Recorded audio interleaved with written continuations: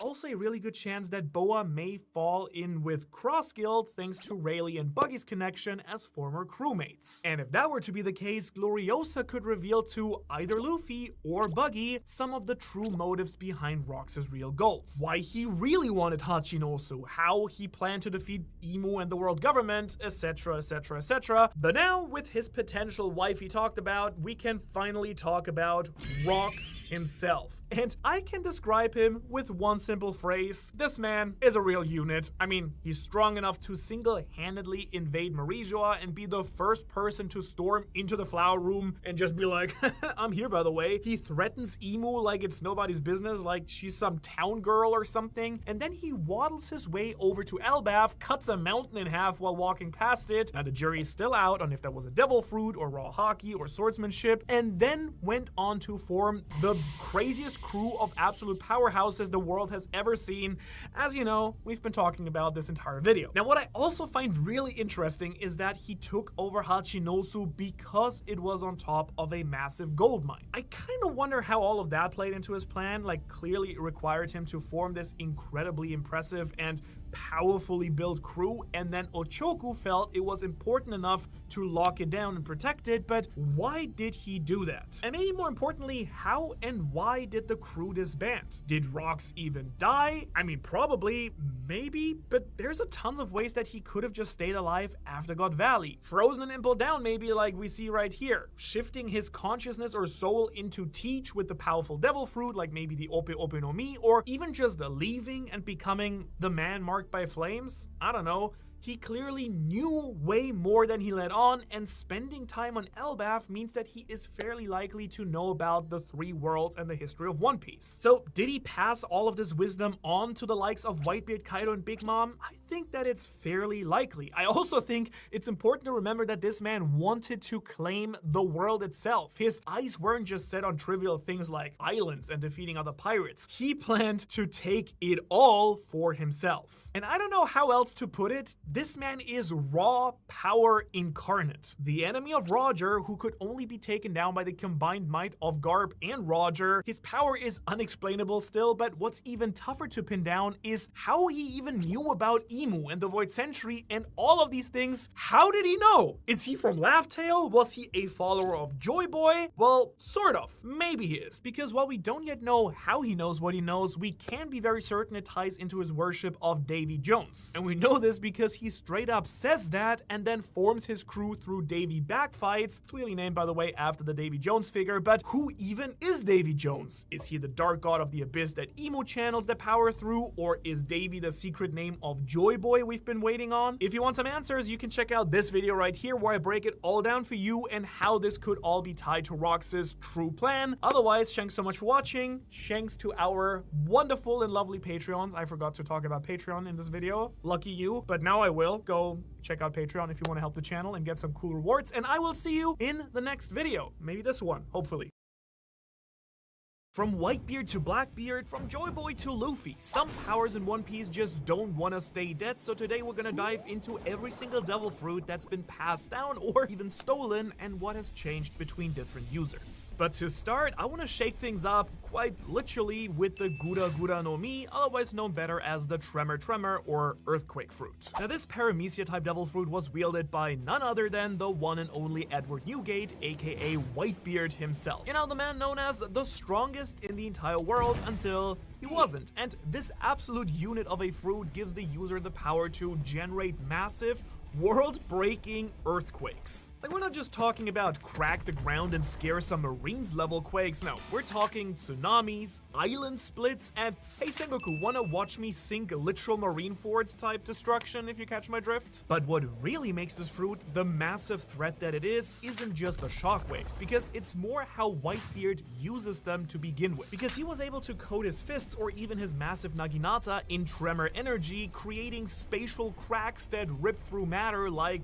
paper. Like, I guess you could say that he wasn't just punching you, he was punching the air around you too and letting physics kind of finish the job. And if you're not familiar, the Gura Gura no Mi was straight up described by Oda as having the power to destroy the entire world. I mean, honestly, it kind of doesn't get much more OP than that. though as we'll see it does, but still pretty broken. But then when Whitebeard died at Marineford, of course completely of natural causes, the fruit's powers didn't just reincarnate in another devil fruit somewhere like what we usually see happen when the devil fruit, goes through its revival cycle. Nope. Instead, it got stolen, which means it's now time to queue up the scummiest fruit grab in One Piece history, because Marshall D. Teach, aka Blackbeard, just swiped the Gura Gura no Mi straight out of Whitebeard's body. Now, if you're wondering how exactly he did that, we still don't quite know. Maybe Blackbeard had a fruit suitable for it with him under that sheet of his, then the power transferred into that fruit and he ate it right away, or he did something more gnarly and maybe ate Whitebeard's heart. Yikes. But anyways, the point is, the fruit got stolen, and this event was absolutely insane in the story if you remember it, because to stick with the theme of this video, it was pretty much the first time we knew about a devil fruit power being used by someone else a second time. Like literally up until halfway point through the story, it was always one devil fruit with one character, and that was kind of that. So talk about an actual game changer. And on top of that, of course, you technically also aren't supposed to have two devil fruits at the same time, the whole exploding your body thing, but I mean, that's a whole different topic. So yeah, this was a massive deal for, everything that we knew about the story, and I can't wait to one day find out how he actually pulled that off. At first, Teach was of course kind of reckless with this power as he just had gained it. The man could barely control the tremors, and honestly, it was kind of like a toddler driving a big old truck, but nowadays, after the time skip, he's gotten a lot more comfortable just casually quaking the entire battlefield. And of course, since we've now seen two different emperors use the same devil fruit, we just have to ask the most important question of all: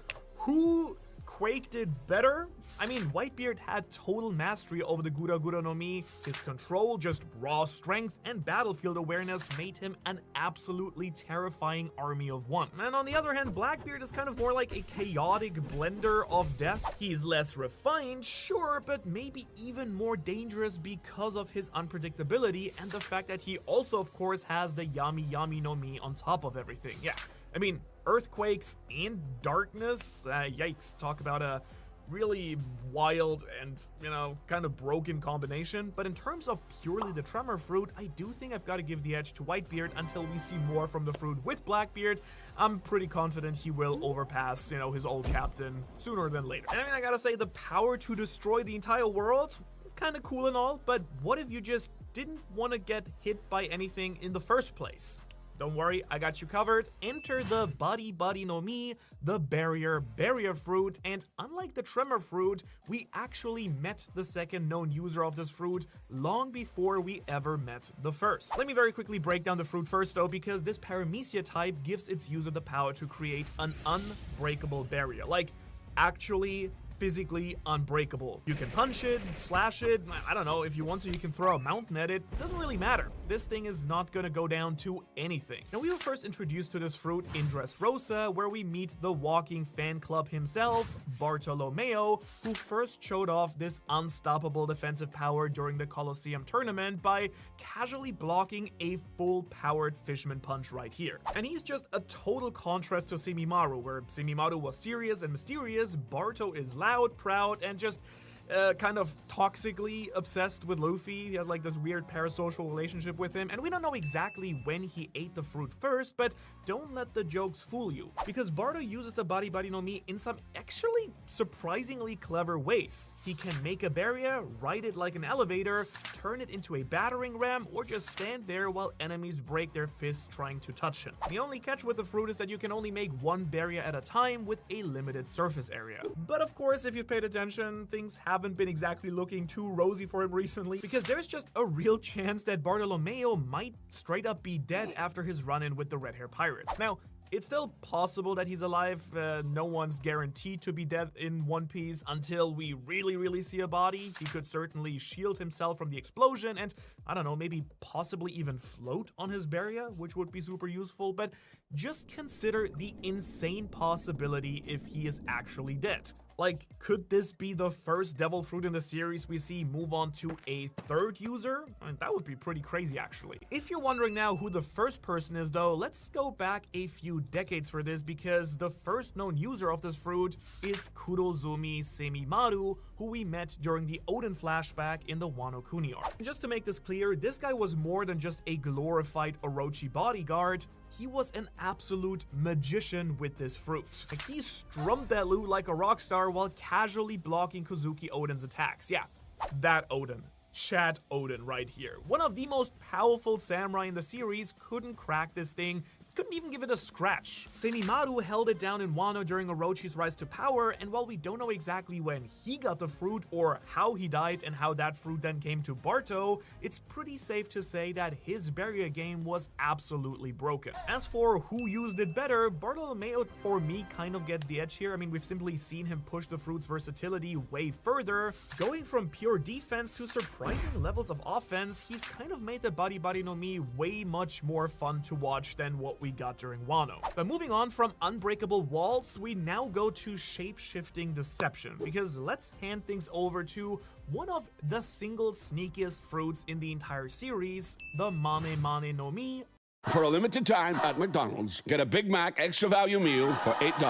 That means 2 all-beef patties, special sauce, lettuce, cheese, pickles, onions on a sesame seed bun, and medium fries, and a drink. We may need to change that jingle. Prices and participation may vary. Also known as the clone fruit. And this fruit ended up in the hands of someone absolutely fabulous, Bentham, better known as Mr. 2 Bon Clay. Now, we don't know exactly once again when he got the fruit, but he obviously had a ton of experience using it by the time that the Straw Hats ran into him just before the Alabasta arc properly kicked into gear. And let me just say that Mr. 2 is really a true visionary with his powers, because not only can he turn into anyone that he's touched before, but he can also mix and match features to create completely fresh disguises. And what makes Bon Clay really stand out isn't just the power, it's how he uses it. He's a master of timing and deception. Like, do you remember when he was flipping between Nami's body and his own forms mid-battle, like against Sanji to throw him off, or when he seduced the jailers in Impel Down, or when he made the ultimate sacrifice by sneaking into the control rooms to open the gates of justice for Luffy?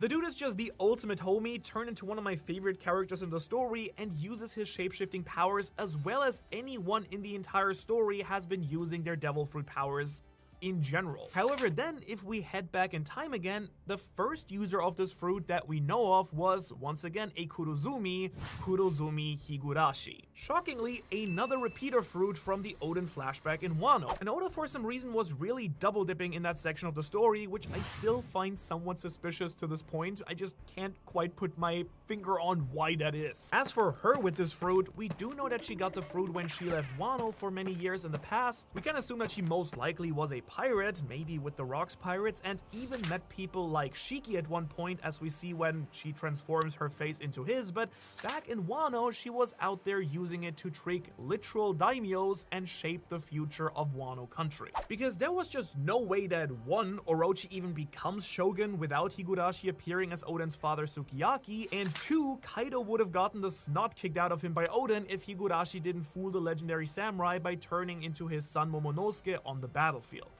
But if you wanted to boil it down, basically the entire Wano oppression storyline and Kaido's conquest would just straight up not have been possible without her. But interfering in Kaido's battle got her a one-way ticket to execution, which is how her devil fruit popped back into the world somewhere, though again, no idea how it then ended up with Bentham Bon Clay out of all the people. Still kind of cool. But next up, since I've got my aircon on max level, since it's just a burning barren of death heat outside in Japan right now, let's still turn up the heat a little bit with the Mera Mera no Mi, also known as the Flame fruit, which is easily the most emotionally charged of all the devil fruits that we have with two users. Because I mean, come on, let's just look at what we had to go through in order to get to this point in the story. Obviously, the first user we know of was Portgas D. Ace, Luffy's childhood friend, and he found that fruit on Six's Island in the East Blue after he crash landed there, you know, when he first set out to become a pirate. This Sloge devil fruit lets Ace transform into flames itself, launch massive fire punches, leeches and basically incinerate everything in his path while rising up the ranks in the pirate world.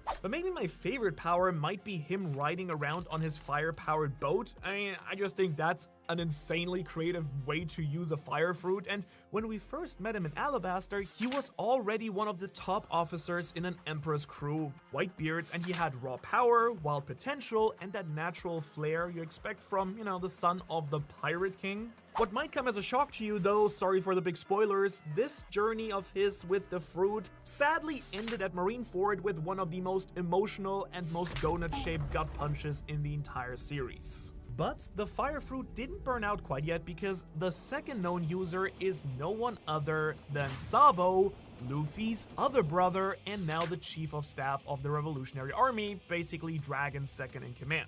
After winning the fruit during the Dressrosa tournament, Sabo didn't waste any time whatsoever, and we can see that he's been really busy training with it in a short amount of time, and from the looks of things has been working hard to make this power truly his own now. So, since these two are both Luffy's brothers and brothers themselves, why not do what brothers do and debate about who uses the fruit truly better? And I mean, for sure, Ace had the charisma and the talent to make the Mera Mera no Mi look absolutely effortless. He had literal years to become a true master of the flames, but Sabo, on the other hand, he's the better overall fighter, we gotta admit.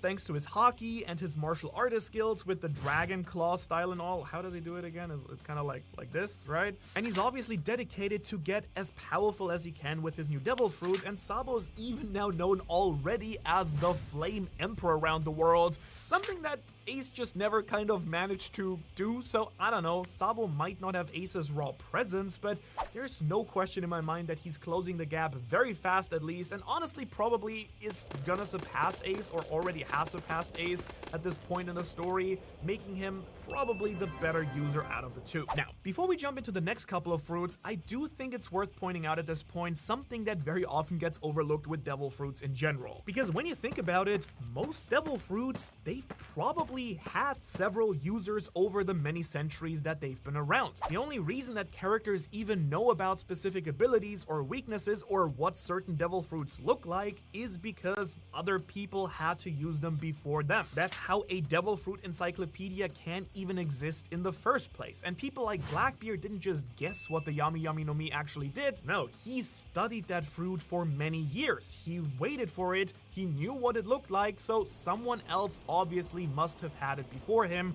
which made Blackbeard believe that it was so insanely broken. Probably Rox, his daddy, right? So yeah, there's a really good chance that pretty much every devil fruit that we've seen has had many users. We just don't know who those previous users were or what they did with their devil fruits. And we do know for a fact of some devil fruits that they did have more than one user, and this next upcoming one is actually a perfect example of that. Because let's talk about the Uta Uta no Mi, or the Song Song fruit. Technically, this one isn't confirmed canon in the main manga, kind of like only half confirmed, but Uta is canon and the fruit does show up in Film Red, and I just want to talk about it because it is insanely cool and has way too much history and lore around it to ignore. In case you haven't seen Film Red, the Sing Sing fruit has some insanely busted powers. Like, you think that Luffy can bend reality with Gear 5th? Well, he's got kind of nothing on this fruit because Nationwide is so much more than a great insurance company. They're one of America's largest financial services companies. Like how I'm more than just Peyton Manning. I'm also motivating Manning. When I say insurance, you say financial services. Insurance. Financial services. Insurance. Financial services. Now when I say Nationwide, you say is both. Nationwide. Is both. Nationwide. Is both. For your insurance and financial needs, Nationwide is on your side. Nationwide Investment Services Corporation, member FINRA, Columbus, Ohio. with the Sing Sing fruit powers, Uta can send people's consciousness into a dream world where she controls everything. Soldiers, scenery, physics, yeah, she's basically a literal god in this entire realm. Now the catch here is that the dream world only can exist while she's awake. If she sleeps, everyone wakes up. But if she dies, then it gets really terrifying because people trapped in that dream stay there forever. It's like the ultimate seal to put people away, technically. And obviously we saw all of this with Uta in film Red, but we do know within the canon of that movie at least that there has been a confirmed previous user of the fruit. However, unlike the few fruits that we've discussed so far and the ones we're gonna discuss later on, we actually don't know who that person was, only that they existed. Because all that we do know is that at some point in the past, someone who had used this fruit used it to seal away the musical demon Todd Musica with a cursed song. So even though we don't know who they were, that's still some ancient boss level Bard energy right there, because they basically had to sacrifice their own life in order to seal away this demon for good. And obviously that person died and Uta ate the fruit later on, at least in the movie, so I do kind of wonder if Oda will make this fruit actual canon in the story, because he's already mentioned in the movie that there is something like Todd Musica in the real story, so maybe some version of the fruit will show up as well, or some other devil fruit, maybe Emu's, or if he has a devil fruit, right? Or some other person's thing can do something else, where, you know, a previous user sealed something away, but then a later user uses that to unleash some great evil. So moving on from this, let's now talk about an absolutely OP devil fruit that is canon, because next up we have the Ope Ope no Mi, or the Operation Fruit. Now, of course, the current user is Trafalgar D. Waterlaw, who ate the fruit when he was a kid. He first used it on screen back in chapter 498, and from that moment on, it was clear that Law had eaten one of the single most busted devil fruits in the entire story. This paramecia type gives the user the ability to create a room, and inside of that room, the user becomes a surgical god. They can swap places with objects, cut people without harming them, steal hearts, flip personalities, manipulate sound waves, and even shock opponents with insane precision. They can even mess with size and perform instant amputations like it's no big deal. So do you actually understand how terrifying that would be? Like, just imagine you're some random scrub marine here and the Ope Ope no Mi fruit user starts doing all of that crap. I'd honestly just give up right then and there. It's absolutely terrifying to think about it. And now that Law's awakened the devil fruit, he can apply room powers directly to objects like his sword. For instance, his anesthesia attack that we saw in Wano lets him phase his blade through matter and puncture, you know, the opponent, which will then create these internal shockwaves with devastating effects. So yeah, I honestly think that this fruit might just be the single most versatile one that we've seen in the story so far. But here's the kicker. It's not even its strongest ability, because this fruit can literally grant someone immortality. It does that by allowing a user to perform the so-called perpetual youth operation, a one-time procedure that kills the user but then grants eternal life to someone else. And while we of course don't know who the previous users of this fruit were, we do know someone has used it for sure in the story before. And I have a very strong suspicion that the world government has used the immortality surgery at least once in history before, but probably many times if we're being honest. It's not confirmed, but it would perfectly explain a few suspiciously long lifespans in the upper ranks. And funnily enough, the revolutionary Ivankov basically spelled out this very idea for us, so yeah, I'm looking at you, Emu, and also the Gorosei, but this knowledge is once again how we do know that there was confirmed a previous user of the fruit. Like, there's no way anyone knows how valuable this fruit is or what it can do unless someone has used it before. Also, if you want to bend the reality of YouTube yourself, then why not consider joining the Patreon using the link in the description, because by joining you instantly gain access to a ton of exclusive monthly content, artwork, early access videos, a lot of other unique and cool stuff that we do over there, and you do support the channel by doing so. If you don't have the money and still want something for free, we do have a weekly newsletter that, you know, gives you all the news about One Piece, the anime, the manga, anything else Oda's up to, so you are always up to date and join there for free. Go check it out. And now back to the video. Now, we've seen multiple users for fruits that can tear the world apart and others that can bend reality, but sometimes I think the scariest power is simply not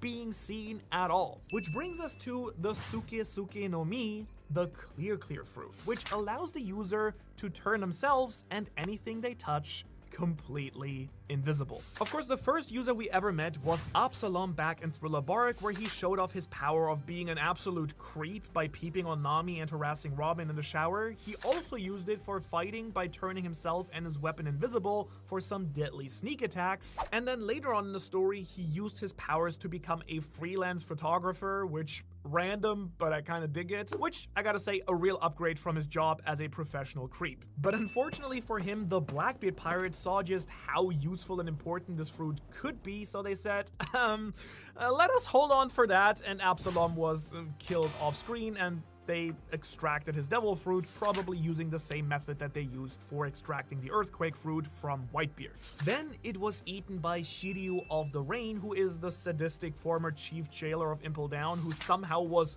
too cruel for the prison that literally impales their, prisoners on spikes and whatnot, so he must have been pretty bad. But he now also has a new job as one of Blackbeard's top 10 officers. Now, so far, we've only seen him use basic invisibility for sneaking up and attacking people, but I do kind of wonder if he's got more tricks up his sleeve with this specific fruit for the final battles that we'll be seeing later. And actually, I've also always low-key wondered if this fruit actually works against observation hockey, because may I remind you, he was somehow able to sneak attack Garp, who is an absolute hockey master. Like, if it doesn't, then it's honestly pretty much a waste of an ability against anyone who can use like basic observation hockey, so it must work despite someone being able to sense their surroundings, kind of cloaking the user's presence altogether. And I think it's also worth pointing out at this point that Sanji dreamed of having this devil fruit as a kid, so that's just another example of a fruit that we know used to be really popular in the past, because Sanji read about it too in the Devil Fruit Encyclopedia. And actually, now I think about it, I do think I need to bring up one other thing here though, because something that I've always wondered about is if maybe the reason no one has ever found Laugh Tale is that maybe someone used the Clear powers to make the entire island invisible? Like maybe by awakening the Devil Fruit and using their powers to permanently affect the island, we could then speculate that this has happened to other islands on the Grand Line with past Devil Fruit users too, right? Like something like Raijin Island right here, the place that has constant lightning storms. If I had to guess, that's probably not just bad weather. There's a really good chance it was shaped by a previous user of the Lightning Logia fruit, who possibly used their awakening powers on the island, and it just then became a permanent lightning hellscape. You get what I'm saying? Could be pretty cool, not sure if that's the actual explanation, but if the island itself was invisible, that'd be kinda neat. Alright, now before we dive back into traditional devil fruits, let's also take a quick detour into something a little bit different, but just as relevant and important here, which are the Seraphim. Yeah, I feel like we should talk about them in this video, because those aren't your average pirates or fruit users. The Seraphim are specifically genetically modified clones created by Dr. Vegapunk, combining the lineage factor, which is basically DNA of former warlords, with Lunarian DNA and, most interestingly, artificial devil fruit powers made from something called green blood. And what makes this so wild is that every single Seraphim has a power that we've already seen in the story. Those aren't new devil fruits, they are artificial powers that recreate existing ones that other people have right now. And that means that the Seraphim are technically second users of those fruits who are using the same powers, while the original fruit users are still very much alive and well. Take S-Hawk, for example, who is the Seraphim version of Dracul Mihawk. Now, since Mihawk famously doesn't have a devil fruit power, Vegapunk gave S-Hawk the powers of the Super no Mi, originally used by these bones. Das bones. This fruit allows the body to turn into steel blades, and when combined with Mihawk's swordsmancraft, well, you can imagine it's basically a nightmare fusion of deadly sword skills and blade magic, almost like a devil, like a fan character that someone came up with. Like, oh, what if we gave Mihawk the blade fruit? Is what Vegapunk basically did. And there's also S-Bear, the clone of Bartholomew Kuma, and unlike Mihawk, Kuma of course did have a double fruit, the Nikyu no Mi, which lets him repel anything with his paws, including people, pain, even concepts like memories. And we do know that Kuma got the fruit during the God Valley incident, and his mastery of it made him an absolute legend and one of the most dangerous people alive. And so far, we've only seen Esper use it mostly for raw power, launching shockwaves and teleporting around, but hasn't really shown the more creative applications quite yet, so for now I'd say that Kuma would still be the superior user. Then we have S Shark, based on Jinbei, who has one of the most absurd power combos out of the Seraphim. Again, Vegapunk kind of doing fan combos here because he's rocking the Swim fruit originally used by Senor Pink, which then lets him dive through solid objects like their water. So combine that with Jinbei's Fishman Karate and Lunarian durability, and you've got one mean swimming machine that can swim through any material imaginable. And then of course there's also as Snake, the Boa Hancock clone. Just like the original, she uses the Mero Mero no Mi, which turns people to stone through desire, and what's really fascinating here is how that power translates. Because Boa Hancock uses her beauty and confidence to activate her powers, but S-Snake on the other hand uses pure cuteness and adorable energy. And it does sort of work. I mean, she petrifies Marines on sight just by being ridiculously cute. But you may not have realized that Boa Hancock might have given us confirmation that someone else also had her fruit confirmed in the past, because right here she says that even if Blackbeard kills her and takes over her devil fruit, he would still not be able to release his crewmates from being turned into stone, because she knows that her power doesn't work that way. So very clearly, by knowing that, she must have learned or read about that from previous users of the fruit, or tried to release someone who was turned to stone by a previous user but couldn't. And on top of that, there are of course a few Seraphim we still haven't seen in real action yet, like S Gecko, Flamingo, or S Croc, and it's very likely that they have similar devil fruits to their original characters, so Gecko Moria probably gets the shadow fruit, Flamingo gets the string fruit, and Croc the sand fruit. But that hasn't been confirmed yet, and there's still a very big question mark here, especially with Logia fruits like Crocodile, because we haven't seen any proof whatsoever that Vegapunk can even clone Logia fruits yet, so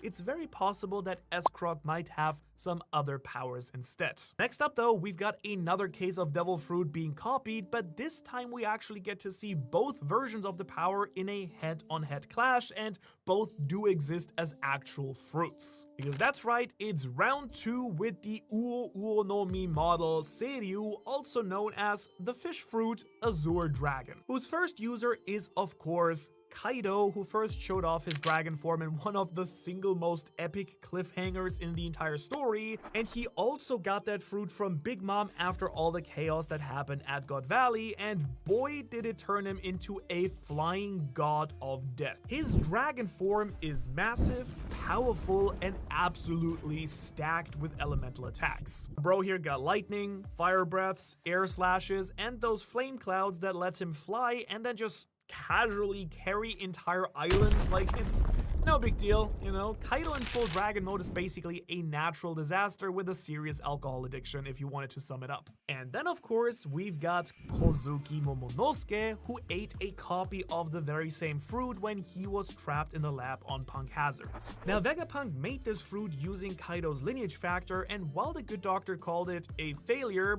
well, it turns out it worked just fine. The only problem was that the color didn't fit. And as we all know, Momo then luckily finally unlocks his full adult dragon form after he was aged up during the climax in Wano, and while he's still kind of figuring things out as far as we can tell, the potential is very clearly there. Because now Momo can also summon clouds, fly, and even ram giant fire beasts head on. So when we got to see Momo face Kaido, we were expecting some epic showdown, but no, there's no contest here. We haven't seen any elemental blasts or hybrid forms yet from aged up Momo, so he's still got a little bit of a way to go before he can call himself anywhere close to Kaido's dragon level, but it would be really cool if he got there before the end of the story, you know, to support Luffy. What is crazy though is that Kaido's fruit might actually be going to another person very soon anyways, because don't forget, Kaido might be dead. Like, he fell into the volcano under Wano and we haven't seen him since, so if he's dead, it's kind of weird that we have to say if, because with Oda you literally never know, but if he's dead, then his devil fruit will be reincarnating somewhere, and I would not be surprised to see someone pick it up. Looking at you, Blackbeard. Go away. Alright. Nonetheless, it's important to remember that Kaido might not even had his devil fruit at all if Big Mom didn't already have her soul fruit powers at that point too. Like, if she didn't already have her devil fruit powers, she might have eaten the Serio fruit herself at God Valley, but that's not the case, and Big Mom's soul fruit also has 2 known users, and one of them quite literally got eaten by the other. Because the first person that we do know officially to have it was Mother Caramel, and we really only see her use it briefly during Big Mom's childhood on Elbaf. Now, using this devil fruit, she could use pieces of soul to bring objects to life, like this fire here. Pretty insane stuff, honestly, but it didn't exactly scream top tier fighter. And then we had this happen. Yeah, Mother Caramel got eaten by a young Big Mom during one of the most horrific scenes in the entire story. Yeah, and somehow by eating Mother Caramel, the devil fruit then passed on to Lin. So yeah, Oda just casually confirmed that eating someone can just give you their devil fruit powers. You know, One Piece, yay, fun for the whole family. And again, I also kind of think there's a high possibility that that's what Blackbeard's doing to consume devil fruit powers too. Now, from there, we really saw just how incredibly broken this devil fruit really is, because Big Mom starts flexing this power on a completely different level. She's got a talking sun, a thundercloud homie, and her hat is a literal sword with a face. And she didn't just stop there. No, she brought entire forests, furniture, animals, and buildings to life. Her ship is a freaking thing that's alive, all using soul fragments she either took from people or had them give up willingly, or used parts of her own soul. The only catch really is that you have to fear her for her to steal parts of your soul, which, let's be honest, you would be terrified of a giant singing murder mom who's like hungry for cake. Like, at least I would be. I'm not sure about you, but yeah, that is just terrifying. Ugh. All right. Now that we're getting into the truly god tier territory here, let's talk about the Hito Hitonomi model Sun God Nika, which also has at least 2 confirmed users, probably more. Now, the original user we do know about, that would be Joy Boy himself. And according to Dr. Vegapunk, Joy Boy fought with a stretchy body, which basically just confirms that this fruit goes way back all the way to the Void Century. And a bit later in the arc, Imo then straight up says that Joy Boy was responsible for the escape from Egghead, and it does seem very likely that they were referring to Luffy's powers here. Or I don't know, maybe Imo was actually talking about Joy Boy's crazy Haki knot exploding that helped everyone escape. Not 100% sure here, but we do know that Joy Boy likely died during that ancient conflict, and afterwards the world government renamed the fruit and hid it, trying to erase it from history. And there's also a really good chance that the fruit itself is more than just a power. It might quite literally be linked to the actual sun god Nika, which brings us to user number 2? Which is my boy Monkey D. Luffy, who, you know, ate the fruit in literally chapter 1 of the story after it was stolen by Shanks from a world government ship. Now, for most of the series, we of course all thought it was a paramecia fruit that made Luffy's body into rubber. That's it, but after awakening it on the rooftop of Wano after dying, everything changed.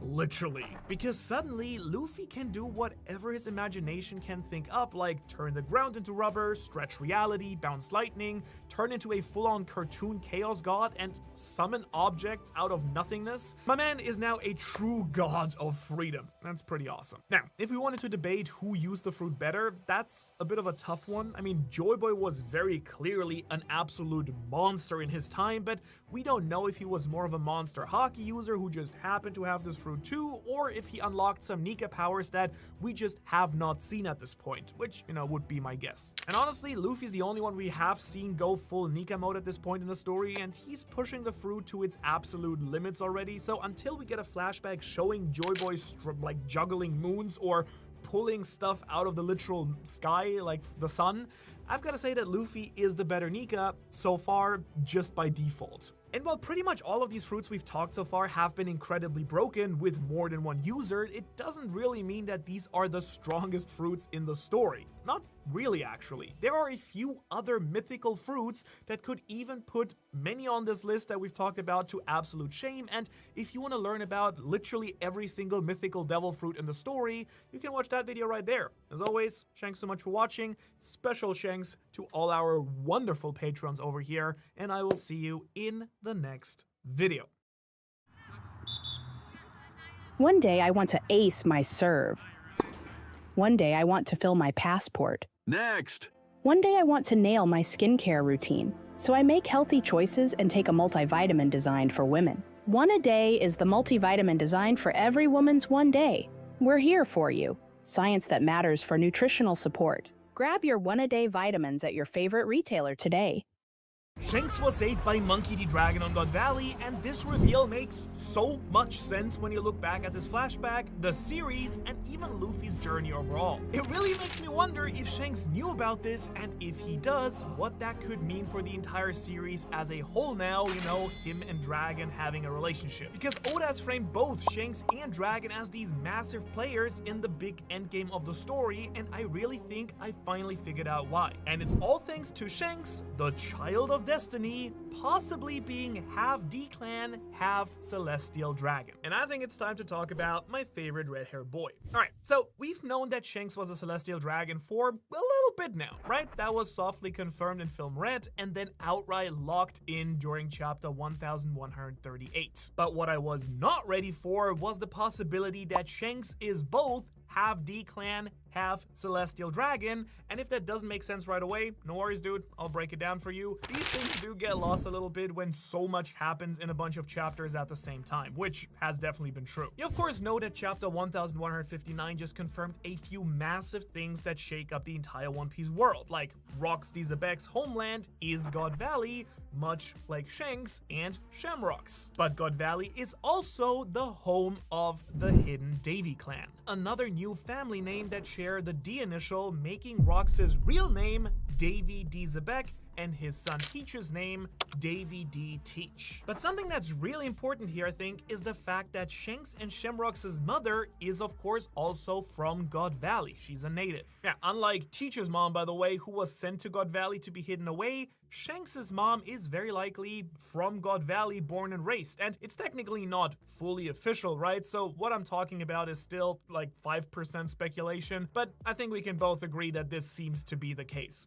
She is from this island, Garling came there, met her, and then they had kids, and then he stabbed her, like, you know, good parenting behavior we should all appreciate and respect. Anyways, if she's another member of the Davy clan, that would make Shanks and Shamrock, of course, half D-Clan, half Celestial Dragon. The combination of the Davy bloodline and the Figureland bloodline. Which opens up a truly insane possibility that Teach and Shanks might actually be cousins? Distant relatives?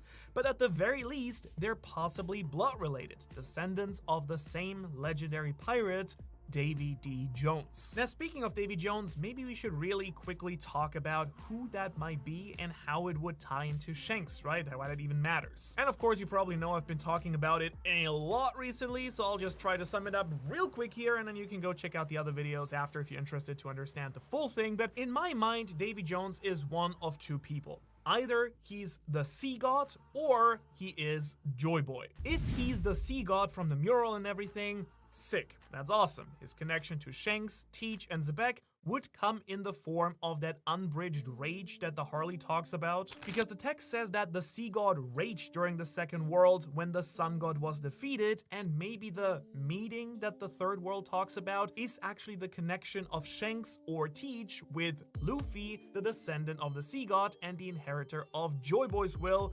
reuniting in the modern era. And another option, the one that I would want to be the case if Shanks is a descendant of Davy Jones, is that Davy Jones is in fact Joy Boy. Now, this option works really well for a lot of my big headcanon stuff I've been building over the last few weeks. The idea that Shanks is the one who's supposed to use Binks sake from God Valley to unite the world alongside Luffy. You know, sharing a sake cup like all the goats, Roger and Whitebeard, Luffy, Sabo, and Ace, and even in this very chapter, Zebek and Harold when they talk about the D-Clan, which kind of seems to come up a lot when drinking sake. You kind of get the idea. And this idea that Shanks is the descendant of Joy Boy and Luffy's the inheritor of his will just is this chef's kiss spicy meatball of beautiful storytelling. Like, mamma mia.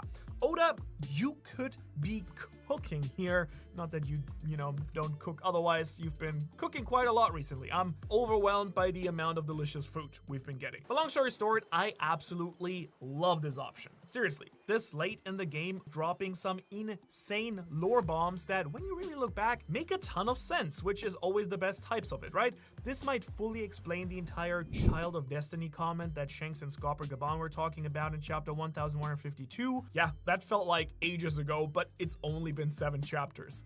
The truth might just be that Shanks is a Child of Destiny because he is this unique combination of Celestial Dragon and D-Clan. As you know, One Piece has a lot of dualities in it, and it really seems like unity is being framed as this one massive core concept of the series. The combination of 2 devil fruits that Zebek keeps talking about, the shared sake ritual that is a mark of brotherhood and sharing secrets, and then even things like pirates and marines teaming up to defeat other strong enemies. For the entire story, Oda has loved to play with the concept of 2 opposing forces coming together to form a greater whole. It's actually a really big thing in many of the inspirations that he pulls his ideas from, like the yin and yang. It's 2 halves coming together to complete one whole. And that seems to be something that the Harley states is essential to also bringing the new dawn. Because the last line of the 3rd world that we're currently in talks about how they will surely meet again, as if 2 people need to come together and team up maybe or reunite. And the same way that the Sea Kings back in the Odin flashback were talking about the 2 sovereigns coming together, Shanks himself might actually be one of Oda's key characters who represents this the best. A Celestial Dragon and a D-Clan member who was raised on the seas and then in Morijoa, a person who knows the true secrets of the world and will be an essential player in bringing the new dawn. But wait a second, isn't that Luffy's job? Well, yeah. I mean, probably, but that doesn't mean that he won't have some help from another hero, his hero, Shanks, right? After all, Luffy's real goal is surpassing Shanks and proving that he's a great pirate. So they're just bound to connect at least one more time, I think, before the series ends. They might be the 2 people who actually need to unite to save everything. The hero of the Davy clan and the hero of the Monkey clan, if Monkey is even Luffy's real name at this point. I feel like there's like a 50-50 chance that Monkey isn't even a real name either. We'll see. Anyways, 2 people that might be half Celestial Dragon, half D-Clan. Wait, what? Well, yeah, I mean, just stew on that for just a second. It's gonna make sense by the end of this video. Just keep it in mind, right? Trust me, you'll see exactly why Shanks and Luffy might share more similarities than we ever thought based on this reveal from 1159. And well, actually, since we're talking about Shanks and the Monkey Clan, something truly monumental happened in chapter 1159 that ties these 2 bloodlines together even closer than I ever imagined. Because not only did we finally get to see Dragon, the Marine, in action at God Valley. Yes, I've been waiting for this one. But we also found out that he was the one who apparently saved Shanks and Shamrock, I guess, on God Valley. What the hell, Oda? This was not the lore bomb I was prepared for this chapter. Now, don't get me wrong here, I've theorized for a while that Dragon was actually at God Valley because it kind of made sense, right? I mean, all the important people were there, and hell, I even theorized that Dragon and Shanks might, go team up to invade the Holy Land right now. So, as much as I hate to say I called it, I think in some way, some props at least, these 2 are apparently actually bound by fate and have some sort of relationship. Wow, man, like honestly, I love the fact that this happened. It gives such a new breath of life into the pre-time skip era overall, because we saw during Kuma's flashback, of course, that Dragon would watch over Luffy from a distance, but always kind of kept away. But with Shanks around, the kid that he saved at God Valley, well, damn, yeah, I mean, I wouldn't be too worried about my kid either at that point. A Yonko, Roger's cabin boy, and the son of the strongest Holy Knight is watching over your kid. I'd be pretty confident that Luffy's safe and sound around Shanks too then, and if Dragon knows what Shanks knows, he probably knows that Shanks has a good plan for Luffy. And before I get into all that and how it could be insane for the future of the story now that we know that Dragon and Shanks have, some sort of intertwined plotline too, I want to cover some other stuff first about Dragon alone on God Valley that is very interesting to me me, since it kind of might feed into how he and Shanks might end up changing the world together. Assuming, of course, that Shanks at some point in his life actually learned that Dragon was the one who saved him on God Valley on that day. First off, I love that finally we see the visual similarities between Dragon and Luffy really for the first time properly. Young Dragon looks exactly like straight up Gear 4 Luffy. Especially Snake Man Luffy, look at it, like these two are twinsies. That's a really cool way to draw him, honestly. Great call there by Oda. Props where props are due. I mean, Dragon always a badass looking guy, but I love his young version and again how it all ties into the family thing. And also thanks for really clearing all of that up. Also, did you notice that he's got the same symbol on his armband that's now tattooed on his face? That's a pretty sick detail. I really need to break that thing down and truly figure out what that is once and for all, since it's been growing more and more important somehow with each passing chapter. But also, am I wrong to think that God Valley is pretty much now soft confirmed to be the place that Dragon left the Marines and turned into a freedom fighter, since we already see him doubting his place and orders as a Marine that he's been getting? To be fair, the orders are basically keep the civilians from escaping so we can kill them all, so I mean, you know, I would probably be like, what are we doing here right now? As well, if that was me in that position. Now, my personal guess is that saving Shanks and seeing everything unfold is gonna be the final nail in his Marine coffin. Something that he might even need to look past when he eventually teams back up with them to defeat Emu in the final war. And another random thought that I had while reading this chapter specifically, especially with Zebek and Harold performing the sake drinking ritual, is how Dragon's past and future also will at some point intertwine. Because maybe, just maybe, Sakazuki, the admiral, being named what he is, will come into play here too. Because in case you didn't know, when all these people share these sake drinks in their, this dish, which is not a cup, but this sake dish, that's actually called a Sakazuki saucer that the sake is drank from. Moving on. In fact, I use these cups on my podcast Drink Sake for this exact reason. So maybe this uniting theme that Oda is playing on will come into play with Dragon and Akainu as they perform the Sakazuki once Akainu finally realizes that Emu is an absolute monster and he's been serving a mad woman? Probably is what I'd go with. Anyway, so that's solo Dragon stuff here covered. Love it. Dragon Marine finally being, on the screen. So good, even if he's not an admiral. Just, been waiting for this one. Now though, let's reconnect this back to Shanks. Because clearly he did save that kid alone, or at least he wasn't able to save Shamrock fully at some point, right? Because he ended up in the Holy Lands. I guess actually we don't know that one just yet. There's totally a world where Shamrock also escaped God Valley and then just ended up staying in the Holy Land after he returned while, Shanks came back down. But I personally think the most logical conclusion I can come to is that Dragon, a 17-year-old Marine at this point, just trying his best, was only able to save Shanks, not his twin brother. And this is actually getting me super amped up for more of the God Valley conflict now, because we might actually see Dragon versus Garling on the island, right?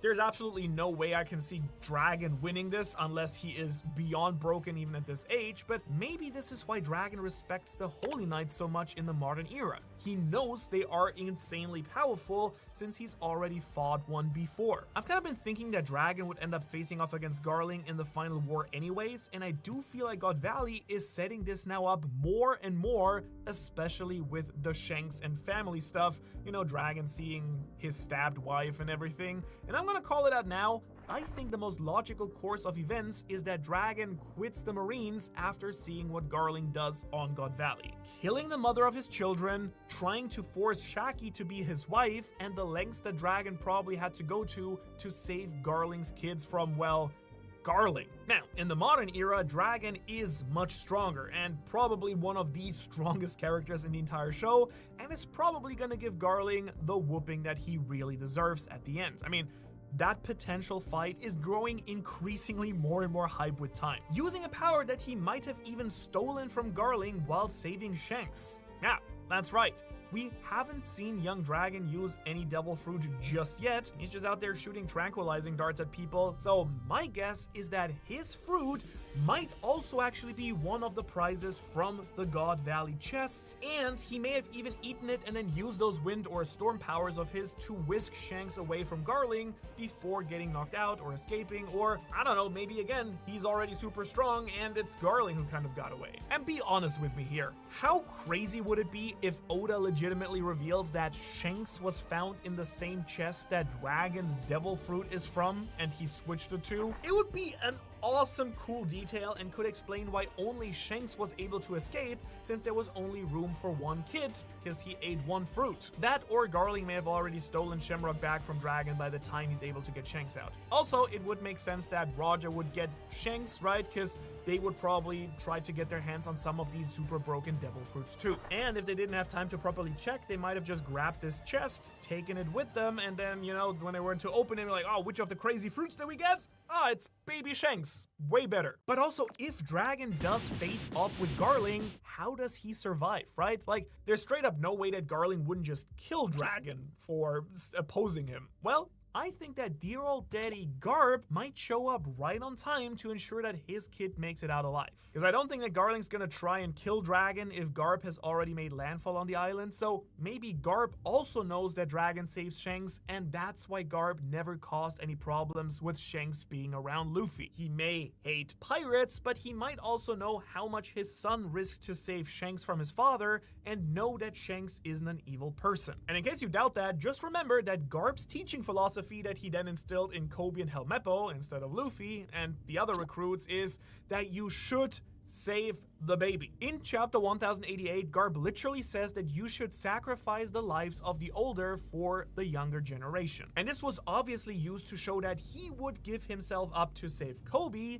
but maybe he adopted this philosophy after seeing his own son put his life on the line to save baby Shanks. Who knows, Garb actually may have been the one to help get Shanks to Roger. Wouldn't that be sick? I mean, that would definitely add another deep and fun layer to Roger giving Ace to Garb, a sort of, hey, I raised Shanks to save him, how about you raise my kid to save him? That could be some top tier Goda foreshadowing out there. But okay, alright, I think this is a good point to move on, so that's the past taken care of. What about the modern era? You know, what could this newly discovered connection between Shanks and Dragon be setting up for now once we leave the flashback? Well, for obvious reasons, I think there's a really high likelihood that Dragon is going to be a massive player in the endgame of the series. And considering that his true powers are likely getting revealed after Zebex, Oda is clearly saving Dragon for the moment that everything matters most. And I think one great way this could potentially manifest in the story, a way that would give Shanks a big advantage in the endgame too, is the idea that Dragon is actually the man marked by flames. The man guarding the final road poneglyph. And here's why I think that. One, the face marking here is totally a good thing to confuse or actually just be a scar. He might just be marked by the flames of vengeance or retribution, or, you know, eventually face off with the Holy Knights again and get burned. After all, we do know that Shamrock got some shadowy fire powers, and the Holy Knights seem to draw from Imu's dark flames too, so I don't know, maybe Garling's got some evil fire power in the tank that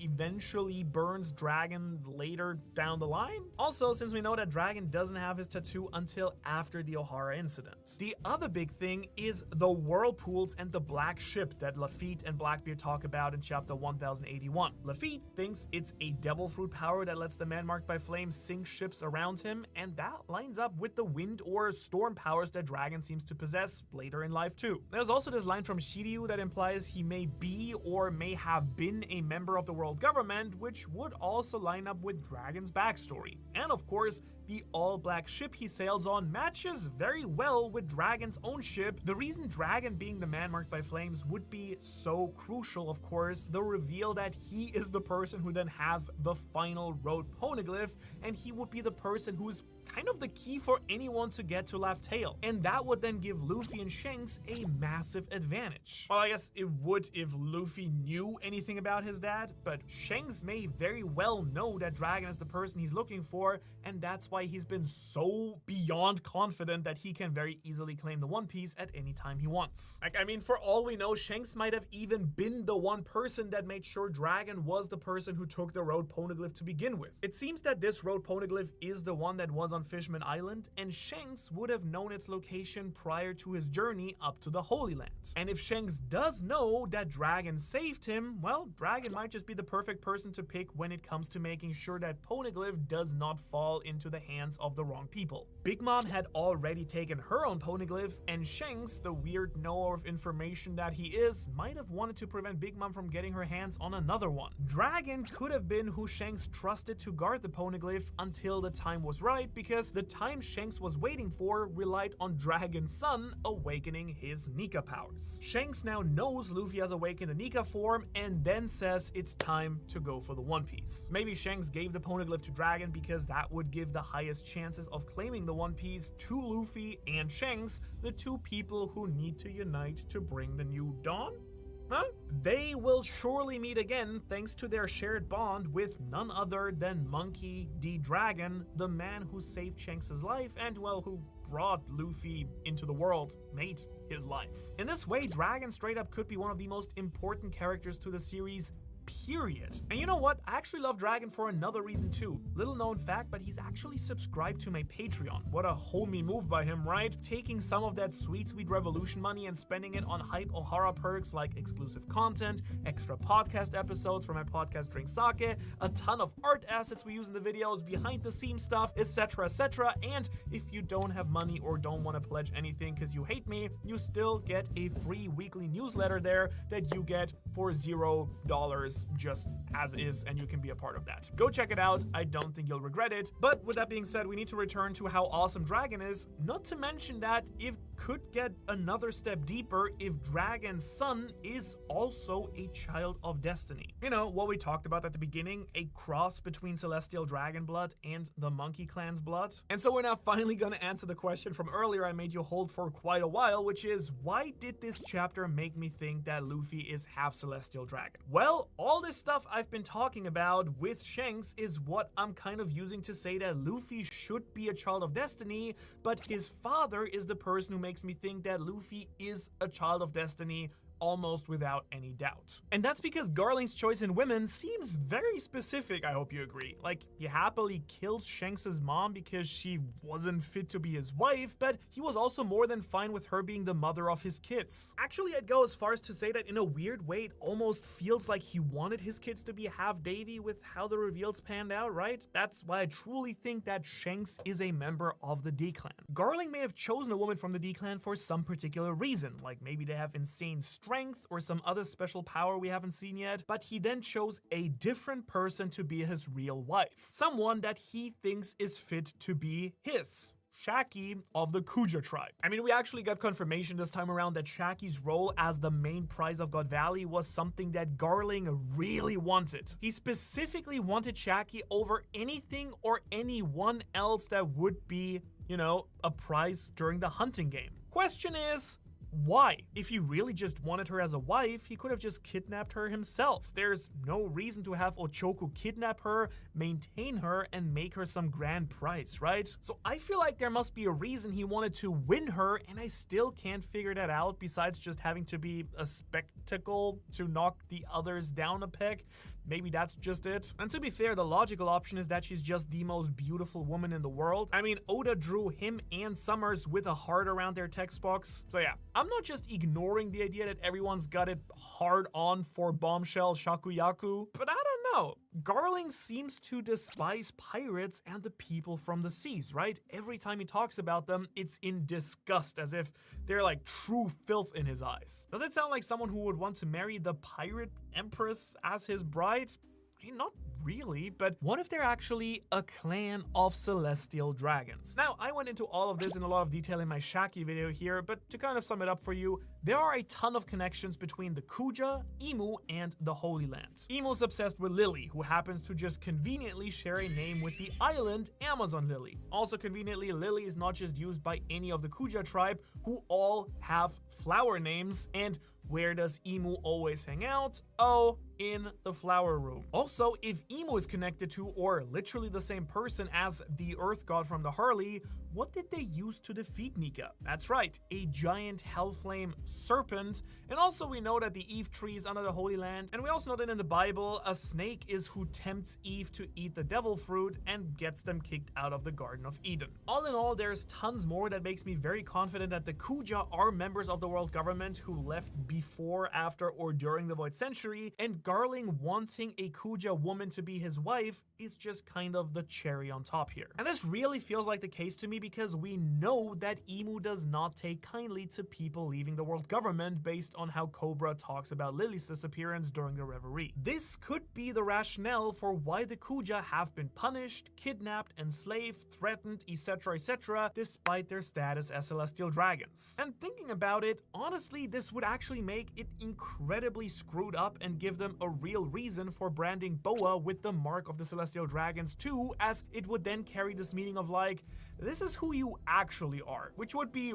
really messed up if that were to be the case. But now that we have the Kuja stuff also covered, let's run it all back. How does all this what we talked about tie into Shanks, Garling, Luffy, and Dragon? The world's been saying it, and I'll double down on it for this theory. I think there is a really good chance that Dragon's wife and Luffy's mother is Tritoma, the Kuja leader before Boa Hancock, and their ages do just line up very nicely. Tritoma looks like and even gives off some Luffy vibes, and now there's even a reason for her to have met Dragon. That one anime line that Buggy tosses out about Rayleigh maybe being Luffy's uncle, while not being canon material technically, might have actually just been right on the money. Tritoma being a Kuja and Rayleigh shacking up with Shaki literally might make Rayleigh somehow related to Luffy through family. That would just be a very fun little bit from Oda to throw into the anime, but what really matters is that Tritoma could have sailed to God Valley, of course, to save Shaki, or even just to assist Gloriosa in doing so, and Tritoma could have met Dragon on the islands. God Valley might not just be the place where Dragon saved Shanks, it could be where he then had his meet cute with Luffy's mom. And honestly, the way that Oda has been tying everything and anything in the story at this point to God Valley, this would just be another apple in the basket of epic lore drops surrounding this mythical island that now seems to be gone.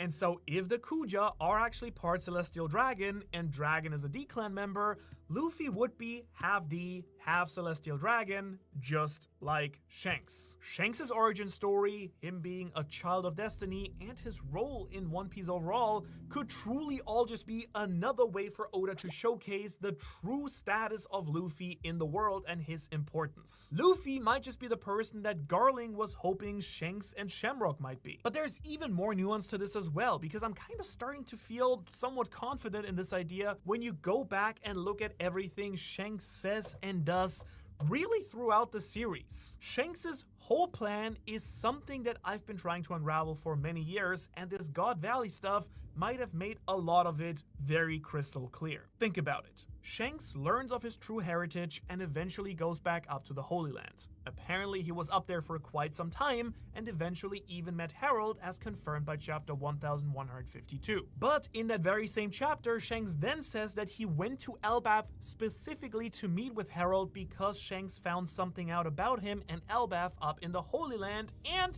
on the same page where Shanks revealed why he went to Elbaf, Harold is then killed and someone steals the treasure of the country. I think that Shanks tried to warn Harold of his own murder and ensure the safety of the treasure of Elbaf, the Nika fruit, right? This explains why the world government wanted Elbaf and wanted the giant on their side. The sun god's power was there for many years, and Shanks' goal seems to always have been tied directly to that damn fruit. Now, I still don't know if it's because he thought he was supposed to eat it or he was trying to feed it to Ace, but I'm fairly certain at this point that Shanks' entire plan revolved around awakening the Nika fruit. His captain, Roger, was too early because they hadn't found the Nika fruit yet, but Shanks did, and his little disciple Luffy was the one who aided someone who very well could be a child of destiny just like him. So Shanks then goes on to ensure that Luffy's got everything he needs to succeed and leaves it up to fate. Luffy would still need to grow, develop, and become powerful, collecting all of the poneglyphs so that one day they'd be able to reunite on Laugh Tale or during the final war, defeating Emu once and for all. That would then be the true goal of the Davy clan, it seems, at least according to Zebek's goals, that they want to take the Holy Land. Teach is plotting it right now, Shanks seems to be leading his own charge for it, and so is Dragon. But the person who will save everyone and pull through with it, that's gonna be Luffy, the warrior of liberation, the champion of the Monkey Clan, and possibly even the Kuja tribe. Oh, you're still not convinced of that one just yet? Well, that's fair, but I promise it's got way bigger legs than you previously thought, and Shaki being the apples of everyone's eyes, even the Celestial Dragons, makes me even more convinced of that. So if you want to learn everything that has made me come to this conclusion and why I think it's on strong legs, check out this video right here. Otherwise, thanks for watching. Thanks so much to all our fantastic Patreon members. Go check that out. And I'll see you on Thursday for a full-on breakdown of God Valley so far. Davy Jones has been revealed to be a member of the D-Clan, and Rox D. Zebek is actually Davy D. Zebek and his descendant. The entire God Valley incident is just because of Shaki, and pretty much every player in the world was there, we now know. Shanks, Dragon, Zebek, Roger, Garling. The place is an absolute nightmare, but we also now know that Emu hated Davy Jones, and Garling wanted to use God Valley as the site of their hunting game to eradicate the Davy clan once and for all. And I guess also the Buccaneers with Kuma. But why? How? And what does this mean for characters like Teach, Shanks, even Luffy? Well, let's really get into it, because the secret seems to lie with Davy D. Jones, the greatest pirate in history. I personally am at the point where I feel like Davy D. Zebek is arguably one of the single most compelling characters Oda has written ever. I am absolutely locked in on what actually is about to go down at God Valley, because many of the thoughts that I've had, and I'm pretty sure you've had too, for years, are being overturned with every single page that this guy is doing stuff. Zebek, turns out, isn't a member of the Rox clan, and we just don't even know if there even is something like the Rox clan to begin with. But who knows, they might very well be real as well, and the biggest reveal is that his real important heritage is the Davy clan. In other words, descendants of Davy D. Jones from a very long agone era. Now, I feel like this opens up a ton of questions and a bunch of new answers, luckily too, and I think this might even warrant a straight up re-look into the entire D-Clan mystery as a whole, because the true secrets of God Valley aren't who's gonna save Shaki, how Roger was so ignorant to everything going on, seriously, he almost feels like the bad guy, or even what's going on with these crazy devil fruits here and what the others are. The most important thing is what is going on with the Davy clan. In fact, some questions popped right off the bat when I delved into the last chapter, 1158, one of which was, what the heck did Garling actually find on God Valley? He seemed beyond excited to show Emu something important, and well, we may have just gotten the main answer here. Because it feels very likely now that the biggest prize, at least according to Hunting Festival MC here, was the Davy clan itself. Zebek's whole family was on God Valley, hiding out for years, avoiding prosecution from the world governments. So while I still very much like the idea that maybe Uranus, or even better, the Straw Hat, or something else really big and fancy is also on God Valley because Davy Jones could still very much be Joy Boy, for instance, I think the biggest thing I can safely go off of for now is the fact that this clan is something Emu once dead and wanted dead for a long time, as Rox stated in 1158 that the world government probably wants his clan sent, well, to Davy Jones's locker. And that kind of tracks, considering that we saw Rox burst into the flower room up in Marijua to flex on Emu that he was a worshipper of Davy Jones back in chapter 1155, and there seems to be some real long-standing beef here. Also, you also feel like it's absolutely crazy looking at the chapter numbers and seeing how much crazy lore bombs Oda has been dropping in just about 4 chapters now. Like, can you imagine Dressrosa or Wano moving at this pace? I can't, but I am eating up all of it and really feasting every single week. Anyhow, Davy Jones. Whoever he really is, he's an absolute legend from the deep past, it feels. The thing that I keep struggling with the most, though, is when he might have actually been alive. Or, well, I guess, who knows, maybe is even still somehow alive somewhere too. So I think to really understand why Zebek and Teach being descendants of the Davy clan is game-changing, I think that you and I need to try and really pinpoint who Davy Jones actually is, was, or still might be in the future, ? Now, I gotta be real with you, the weird misinformation part of the theory community has been going absolutely wild with this chapter and spreading things as if they're facts, which just isn't correct, which we would never do on this channel. All right, you got me. I'm no stranger to using a title and acting confident on a specific idea. I do read my comment sections after all, but right now, a lot of misinformation has been spread as fact before the chapter ever released, and it's something I ought to clear up pretty quickly, I think, just for the context of this video. Because all that we actually get from this chapter about Davy Jones is that he was a pirate in the past, and that he was the namesake of the Davy backfights. Which does explain why Zebek used them to recruit his crew. It's somewhat of a family legacy, it seems. Some families force their kids to play baseball or football, meanwhile the Davy clan is all about pirate conquest games, so to each their own, I guess. Manu, you'll never be a great basketball player, just don't give up on your dreams now. As for what we know about what happened to Davy Jones during Long Ring Long Land, my favorite arc, by the way,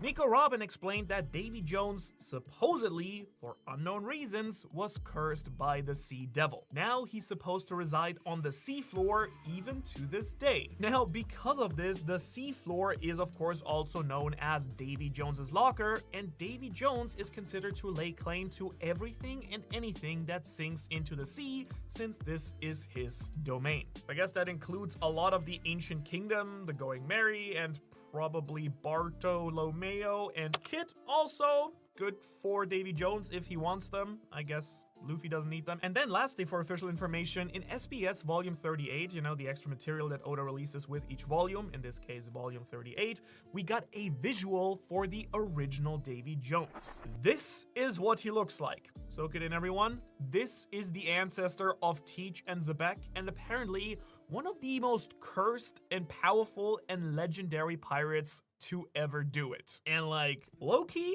Oda kinda cooked on the little details of giving him all the missing teeth, since that could have been a sniper shot of foreshadowing for this very reveal, connecting him to Teach and, you know, his missing grills. But also, like, he's just a sloppy pirate, so maybe that's why he's got the missing teeth. You know, scurvy will do that to you, I guess. But I do like to think that Oda wanted to subtly hint at his family lineage here, and this actually makes me want to go, like, through all the other SBS we have gotten so far again, because there's just so much hidden information that Oda just tosses out in those, or characters like Tritoma and Davy have straight up designs revealed in them, and then suddenly, poof, they're now appearing and insanely relevant in the story. So yeah, that's what we actually know about Davy Jones. Now, nothing in this chapter confirms that Teach, Zebek, and Davy are all in the same body. That's an idea that still is on the table very much, but I think some people tried to make it seem like this chapter straight up confirmed it. But nope, not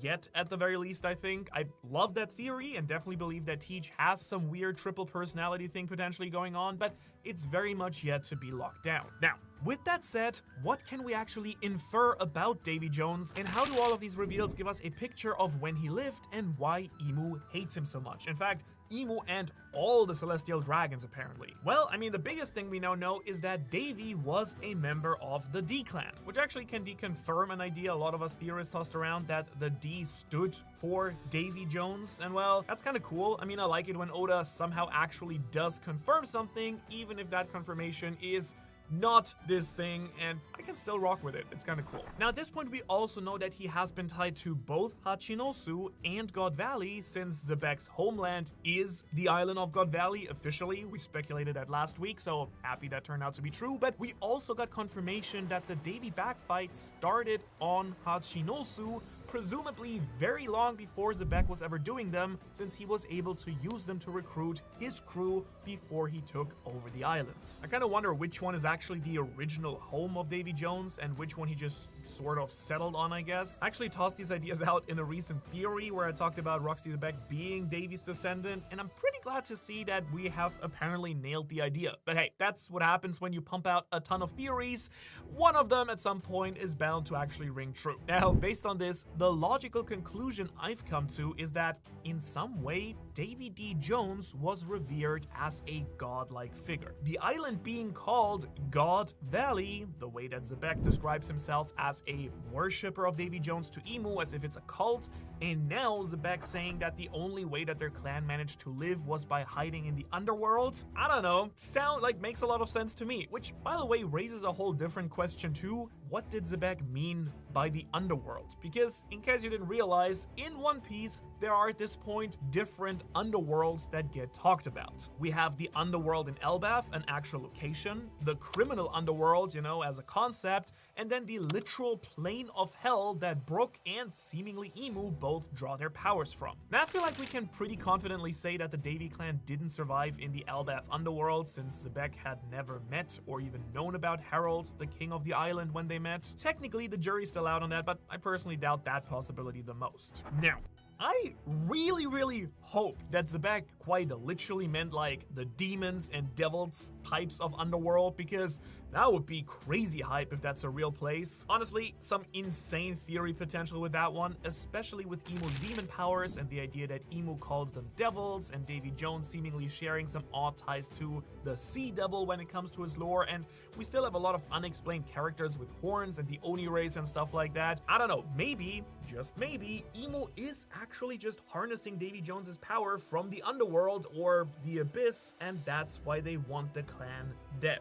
So that no one gets the very bad idea to try and free their dark devilish god from Emu's shackle. Could be really fun, could work, and I personally really hope that in a very crazy weird twist, this is the actual direction Oda goes with this, but there's also a lot of stuff in chapter 1159 that kind of makes me think that Zebek is just straight up talking about the One Piece criminal underworld instead. In this chapter, we see that Don Marlon has died, a member of the underworld, and then Big News Morgans is revealed to have been president of the newspaper, another organization affiliated with the underworld too. By the way, Morgans himself is actually a super interesting part of this chapter, specifically all by himself, because he was relaying information to Hachinosu, on purpose. This kind of makes me think that in a crazy turn of events, Zebek and Morgans might have actually been good buddies, and if that's the underworld that Zebek was talking about, that would make sense. It could explain why Morgans was leaking information to Hachinosu specifically, since Morgans straight up might have known the Davy clan was there and that Zebek was actually, part of them. And I'd actually love this to be the case, because I've always wanted Morgans to be tied to a major pirate crew in some way, shape, or form. A theory I put out I think 3 or 4 years ago at this point was that Big News Big Bird here was part of Roger's crew, but I kind of feel like that theory is dead with 1159. But instead, I think it paved the way for this new Roxy Zebek connection, and I really thank you for that, Oda. However, I will also admit it's just as likely that Morgans was revealing this information to screw the world government over and chose to leak it to Hachinosu because of Shaki being the one kidnapped, since she was an important part of the pirate island at this point. But honestly, regardless of which underworld Davy D. Jones is actually tied to, it feels really likely to me that he's some type of godlike figure. For example, we've talked about the idea of him maybe being the sea god from the Second World, Joy Boy's era, and I do still really kind of like that idea, and it feels even more likely now that this chapter confirms Emu wanted his descendants wiped off the map. If that is the case though, the D clan has some even more serious explaining to do, because if Davy D. Jones is the sea god, well then he can't be Joy Boy and the sun god. And considering the lore and name drops that Robin made back in Long Ring Longland, my god, I don't like this arc anyways. And like all this new information that we've now gotten gotten from Rox, or Davy, I guess, or Zebek, I feel like it's growing less and less likely that Davy and Joy Boy are actually the same person at this point. Again, even though I think this would be cool. But to me, it kind of seems like Davy's lore is so heavily tied to the ocean, claiming the souls and items lost to its waves, which doesn't particularly sound like Joy Boy at all. And then there's also the entire "he's said to still be alive" thing, which could definitely be a legend, but we've got to give Robin some credit too, because she normally doesn't drop fake news. And so I really have to give some credence to the idea that Davy might still be alive. And in that case, he definitely couldn't be Joy Boy, since Joy Boy used the Nika fruit, and well, Luffy currently has that one, so that doesn't really pan out at all. And so in this scenario, I actually think there are two ways this could work the best. If Davy D. Jones is the sea god, he may have been the rival or contemporary of Joy Boy, who then ended up fighting alongside him against Emu during their own cataclysmic final war of the Second World. And Emu may have then sealed him away and is now using his mighty sea god powers against everyone else right now. I want to remind you that Davy Jones's locker is a real-world pirate phrase used to actively describe the abyss of the ocean. Abyss as in Emu's powers? A little bit suspicious, at least. Makes me kind of think that Zebek's great-grandpappy Davy might be imprisoned by Emu after all, again something we've speculated on this channel about before. The other option though is that Davy D. Jones is cursed to roam the seas, kinda similar to Zunisha. Could he be protecting a road poneglyph as the man marked by flames maybe? But I do want to start with the first idea that Davy, my boy here, is the sea god. And this idea really stems from the real lore of Davy Jones that Oda has woven into the entire show, that being the stuff that Robin talked about here in chapter 306, and I think it's actually quite funny, to be honest. Like, the idea that a sea god could have been cursed by the devil to roam the sea floor, a little bit ironic. It also kind of makes you wonder how he'd manage to breathe and survive, unless he's like a fishman or something like that, or there is some actual, Davy Jones Pirates of the Caribbean stuff going on. Who knows, Oda could have very much used that as inspiration too, but kind of would be sick, honestly, if Davy was a fisherman. Anyways, I do think the way that Zebek actually talks about Davy is something that even adds to the idea that he may have been one of the 4 gods of One Piece that we get to know about in the Mural and Harley text from 1138, and also, of course, back in Skypiea. Zebek worships this dude, and his descendants having lived on God Valley makes me kind of think that he probably has some ties to the idea of the 4 gods. Also, seeing as One Piece is all about inherited will, what if the actual truth is that the Davy clan were Joy Boy's rivals, but not his true enemies? You get what I'm saying? Like, it would explain why Zebek generally seems to not be an evil guy. He is brutal and cutthroat for sure, but he really hasn't done anything truly evil in my opinion so far. If anything, he's been getting more good and not more and more evil as time has passed. So instead, I'd actually argue that he's just kind of a brutal, cutthroat pirate, presumably like Davy Jones was too, but doing so in order to defeat Emu, who persecuted and murdered his clan. Because really, everything else we've seen so far, he seems to really care about his family and his crew, and does kind of like respect the ambitions of everyone around him. And honestly, the same thing can be said straight up about Roger during this time, according to the legends, where they said that he'd become absolute demon-like when people messed with his friends. In a weird way, it just almost seems like Luffy's current generation is a little bit more friendly overall compared to Zebek and Rogers, who kind of let their fists do all the talking. To me, he's almost got big Sasuke or Madara vibes going on, which is kind of awesome. Actually, something I've talked about and I've seen a lot of people be very worried about is the idea that the story might go in the direction of the Great Ninja War from Naruto, right? With all the different generations paralleling Idra and Ashura in Naruto. But honestly, that's kind of fine with me. Inherited will has always been a massive core concept of the story of One Piece from the very beginning, and I think we're just now finally getting to see how the island picture is painted. Davy could have rivaled Joy Boy the way that Zebek then rivaled Roger, and that Blackbeard now rivals Luffy. Or maybe Davy and Joy Boy didn't fully click and it caused some problems when they tried to work together to defeat Emu. I'd actually bet that the same thing is where God Valley is going, as in I think that Zebek and Roger's hatred of each other be what ended up causing Zebek to lose his family, his life, etc. at the hands of the world government, simply because he and Roger couldn't connect. So maybe Luffy's just just gonna eventually have to man up and put aside his differences with Blackbeard in order for the two of them to defeat Emu, and then maybe, who knows, they fight afterwards. I've also seen some people speculate maybe like Davy being the rival of Nika, but I just don't really think that actually works out timeline-wise, only because specifically his full name is Davy D. Jones, and I personally think that the D-Clan may actually not be the descendants or people tied to Joy Boy, but they might actually be the people who followed in the footsteps of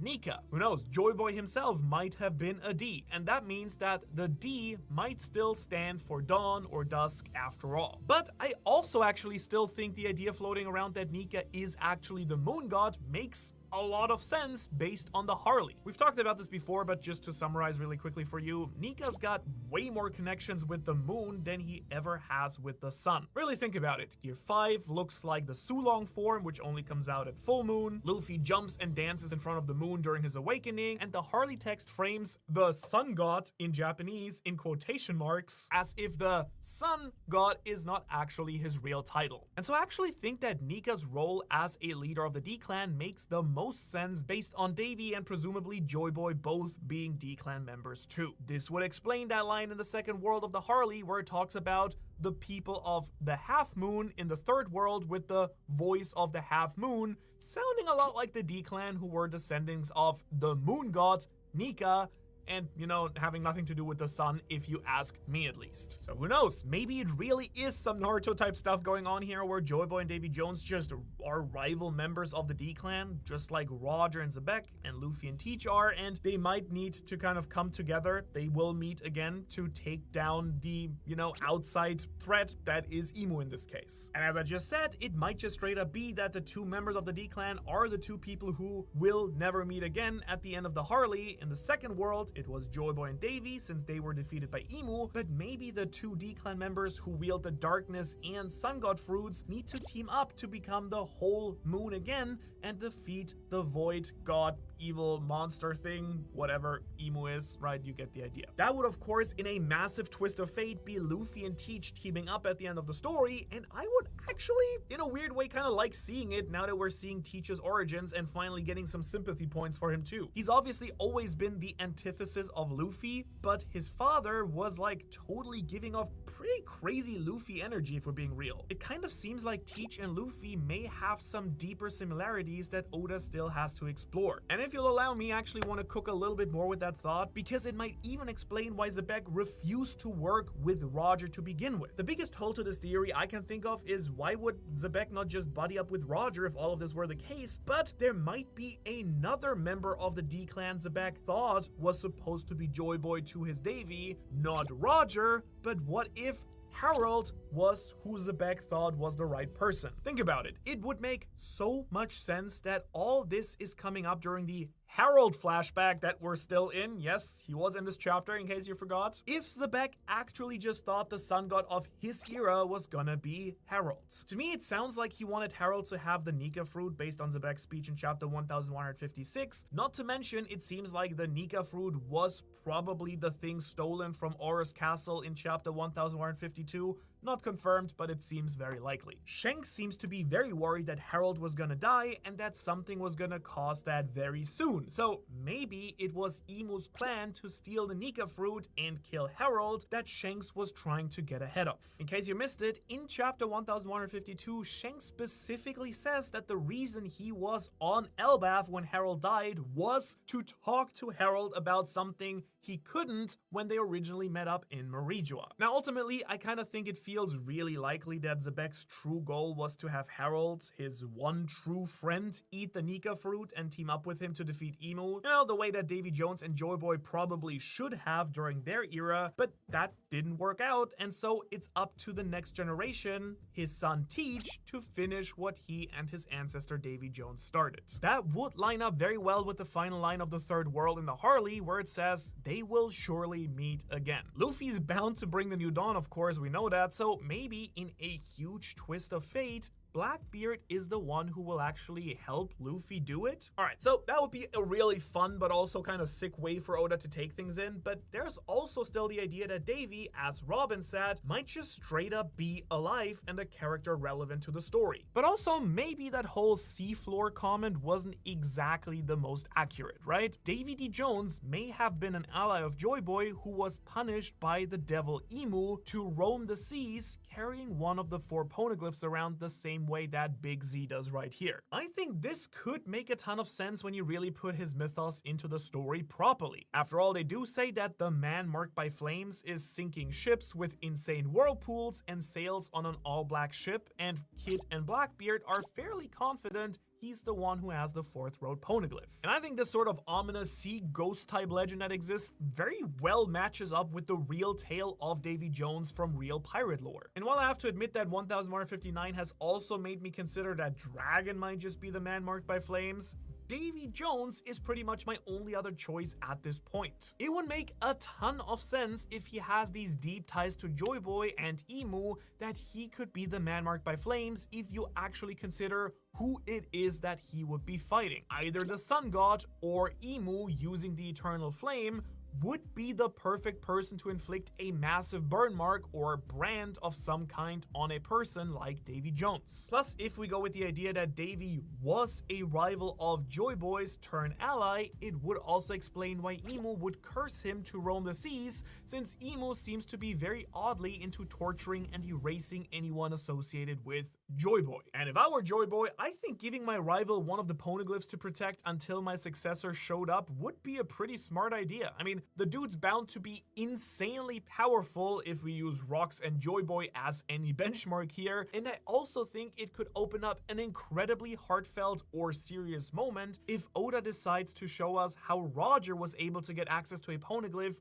guarded by Davy Jones, you know, considering that Roger is currently assumed to have defeated Rocks on God Valley, at least as of right now. Honestly, I'm not entirely certain that's what actually will happen at this raid. We'll probably find out soon enough, but if it is how Sengoku described it when he introduced God Valley first as a concept, then Roger did end up defeating Rocks. So if Roger then had to face off with Davy himself to get the poneglyph, well damn, wouldn't that be a very awkward conversation to have, right? I would love to see that play out, honestly, but okay. Now, I don't want to just straight up write off the very popular idea that Joy Boy is Davy Jones. After all, we talked about this too. And to me also, there still very much is a world where Davy D. Jones could have been Joy Boy himself. And all that rivalry stuff I was talking about is actually just about the Abyss characters and the Sun Gods. Emu and Joy Boy, Luffy and maybe Teach if he consumes Emu, and Nika and the Earth God in the first world.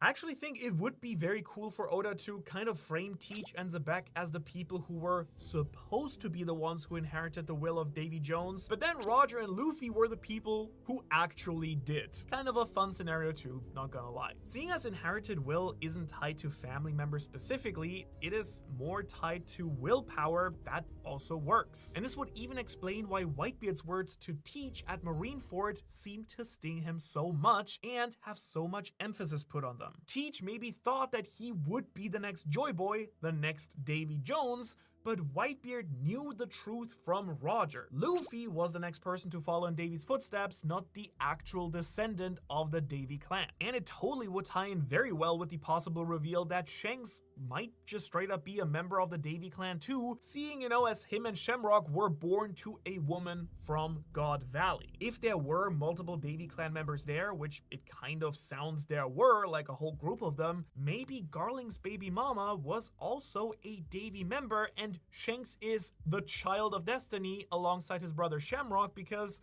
well, they are half Celestial Dragon, half D-Clan. And this might even give some credence to the theory that Luffy's mom is a Celestial Dragon too, because if people thought that Shanks was the GOAT because he's an Arnold Parma of goated genes, then maybe Luffy is also that, and that's why he was able to inherit Joy Boy's will. It could still work and line up with Teach and Luffy eventually joining forces. Though I will say I'm slowly starting to lose some faith in that idea the more that we've learned about Davy Jones, but there still is very much hope. And speaking of hope, I truly hope that you consider joining the Ohara Patreon, because it's a real fun time over there and you'll gain access to some sick early release content and even some exclusive perks like artwork, podcast premium episodes, and the free One Piece newsletter I produce. If you don't have money to support or don't want to support but still want to get something for free and hang out, it's called the Opinion Piece. Now, with that little plug out of the way, what really matters is what all this means for the baby of the hour, Shanks. I'm just playing. Shanks deserves his own full video this week, so that'll come out on Tuesday. Go check that out. I want to lock in on Luffy's big bad boss, Blackbeard. Davy D. Teach, I guess? A lot of people have been quick to call out the connections between Teach's Jolly Roger and the fact that we now officially have 3 people from his lineage. Teach, Zebek, and Jones. The 3 heads of the Davy clan, so to say. That was fun. But honestly, I haven't been convinced by that one too much, because as God Valley develops, if we end up seeing Zebek's body hop into Teach like we've talked about in the past, well then I'll be hella convinced obviously, but right now I still think that those 3 skulls might actually just still not have their true meaning revealed yet. Regardless though, I am definitely more than curious if Blackbeard will be the one to actually fulfill his father's promise to Emu. I mean, Zebek proudly told Emu that he would be back, so I kind of wonder if he actually does make it out of God Valley and is tied to Teach in some way, shape, or form, or if Teach will simply be the one to actually do it for his dad. I actually kind of love it if we cut back out of this flashback and it's revealed that Teach is currently the one raiding Marijoa, and it cuts back to show us him in the Room of Flowers flexing on Emu a little bit. That would be a fairly epic moment after this flashback. All I know is that Davy Jones's will, whatever it is, has lived on in Zebek, and Zebek's will seem to now very much live on with his son Teach. Now, whether that's the wrath of the Sea God or a misinterpreted version of Joy Boy's will, I still haven't fully cracked. Hopefully we'll get more hints on that, but it does make you wonder what Zebek actually knew from Jones and how that influenced the fruits that he wanted and all the Galela stuff that Zebek was talking about too. And even more so, I'm curious, does Teach know about this stuff? I mean,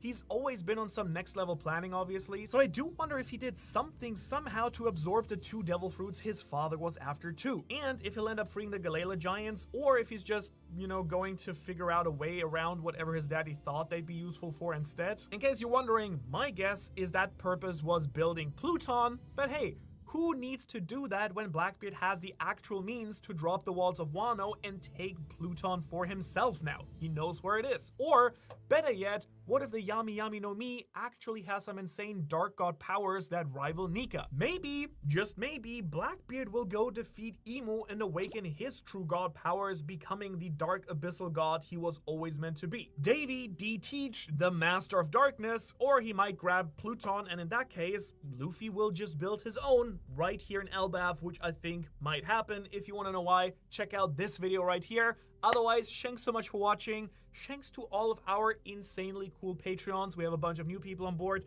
Really appreciate it. You guys really help us out. And otherwise, I will see you on Tuesday for the big Shanks video as well. And then on Thursday for a big God Valley breakdown. I'll see you then.